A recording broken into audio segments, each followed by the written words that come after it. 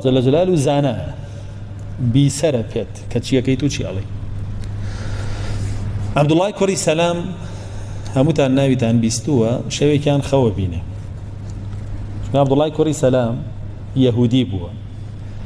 وهرسي جورا كي طاغوت لنا يهودا زور زورا أوان يهود عبادتي عزير جكا كغير الله اتباعي قشو حاخا مكاني شانكن حرام وحلال شان لورقرن وكل فرمدك عدي كوري حاتما أرون وأشكرا خوي لنا ويانا أبوه براءتك ليان إيمانه هنبا الله وكافر به طاغوتان مسلمان به خو بينه لخويا لناو صوزايك باخو بيساني زور خوشا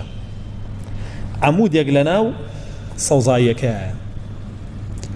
أو عمودا حبلێکی پێوەیە ئەفەرمێ لە خەوەکەمە پێیان وتم دەستگرە بۆ حەبلە و سەرکەوە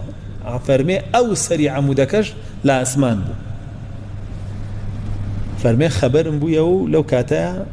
حەبلەکە لە دەستما بوو مەلایکەکان یا خەڵکەکە پێیانەوە وتم سەرکەوە منیش ئەموت چۆن سەرکەوم ئەمە دوور و درێژە عەمودەکە خزە ئەون سەرکەوە بۆ حەبلەیە ناپچڕێ مەترسەلی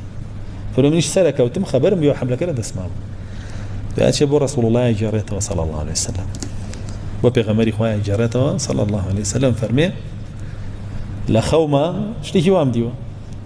رسول الله صلى الله عليه وسلم فرمي الصوزايا إسلام عمودكش عمودي إسلامتي حبلكش عروة الوثقاء لا إله إلا الله كتطواب سركوتي بيا